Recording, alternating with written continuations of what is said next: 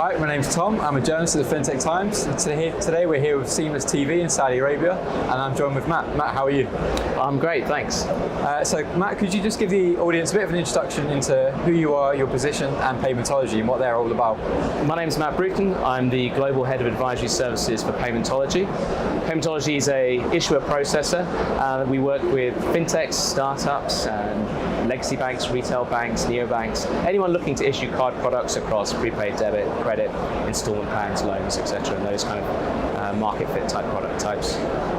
My role is twofold. It's firstly looking after all of the pre-sales and engineering activities, so looking at product market fit with clients, and also looking for gaps, looking where we can actually monetize new products and solve problems for our customers. Also inwardly, I'm helping advise on where we should be taking our product roadmap and any partnerships that we should be looking at. Fantastic. Well, thank you for the introduction. So obviously we're edging closer towards the end of day 2 at Seamless Saudi Arabia now. How have you found the event so far, and what have you been looking to achieve while you've been here? It's been really good. This is our second Seamless in KSA, and it's great to see that it's growing. The whole market here is really starting to bubble up, which is very exciting for us. I mean, we're in 60 markets around the world, so we get to see how different areas are approaching digital payments. And for us, right now, Saudi is going through the whole Vision 2030 process of trying to target that new digital infrastructure, and it's great to be here. The event's been very good. We've had a wide range of customers talk to us about their problems, what they're looking for, and there's quite a lot of collaboration as well between partners that we've met up with. Fantastic. And something we've heard so much, whether it be from exhibitors or speakers on stage, is all about the Saudi Vision 2030. What can you tell us about how Paymentology has aligned itself with the Vision 2030? Yeah, so the vision of creating that new digital infrastructure, which for us is very much focused around the payment rails, we have actually invested quite a lot in making sure that we can service this.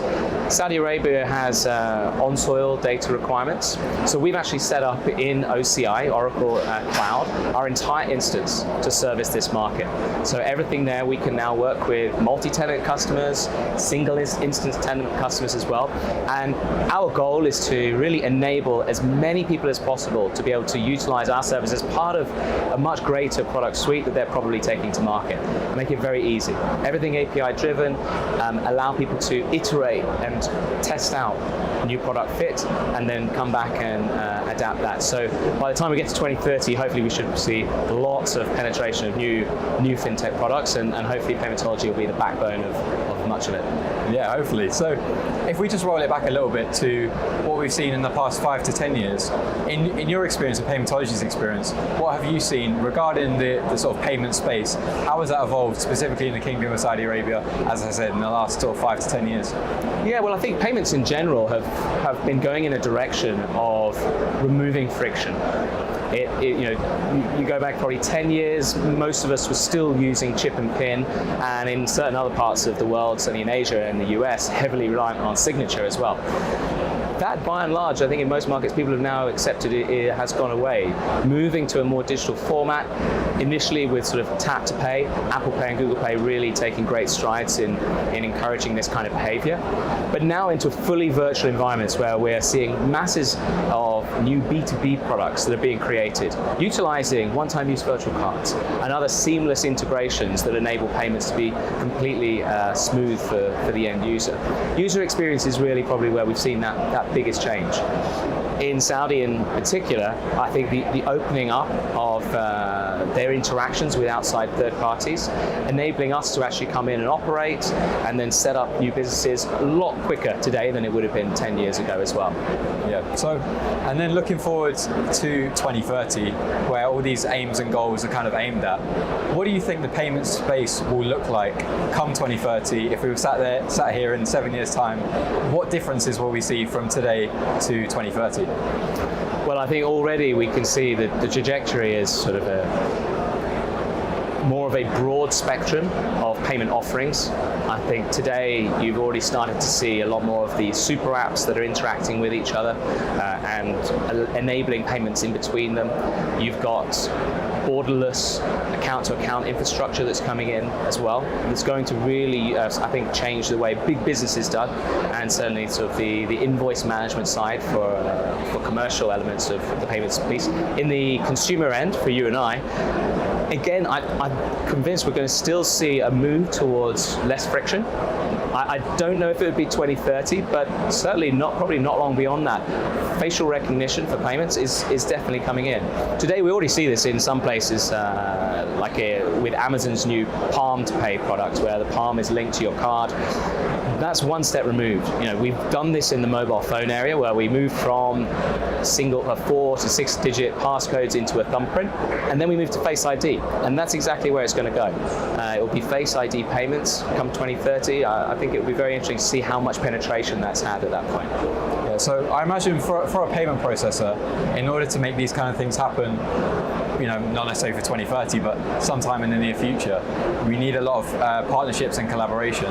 What can you tell us about partnerships and collaborations that you've experienced, in the sort of recent history for Paymentology? Yeah, it's really critical to us. And coming into Saudi Arabia, we were very keen to form as many strong partnerships as possible in actually a broad breadth of different market spaces. So we work with D360, which is a neobank here, and that actually helps us understand exactly what is the requirement of the end customer here in this particular product suite. But also the likes of Tweak are offering a huge range of different services to Gen Zs, and then we also have Hyperpay that's into government payment services and all kinds of other institutional type infrastructure. So it's very important that we're able to consume all of that information and distill it down to, well, what does that mean for us from a technology perspective?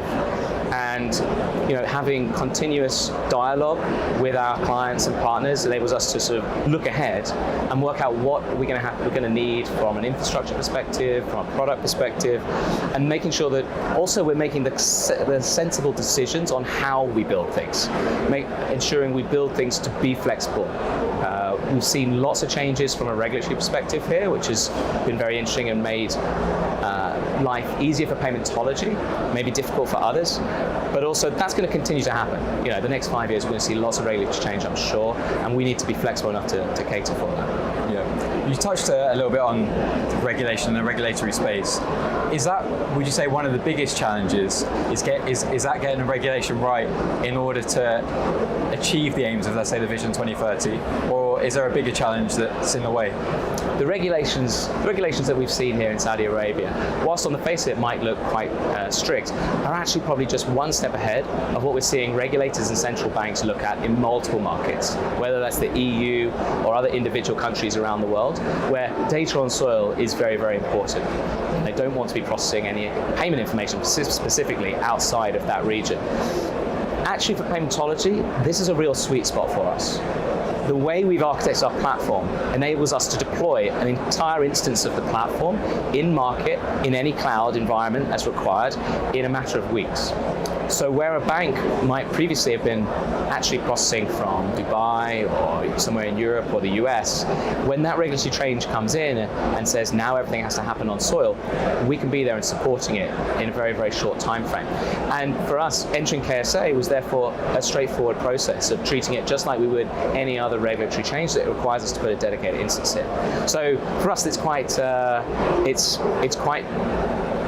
forward thinking, we actually think, in terms of ensuring that our platform's ready for this. We're in 60 different markets around the world, so we have constant regulatory change going on, and managing it is definitely a challenge, but and that's why we have a special team for that.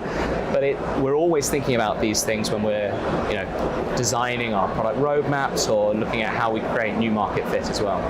Fantastic. So finally, could you sum up what Paymentology's innovations could mean for the future of whether it be banks, fintechs, or financial institutions? Yeah, we're really looking to make it easier than ever for the end customer to control their financial life.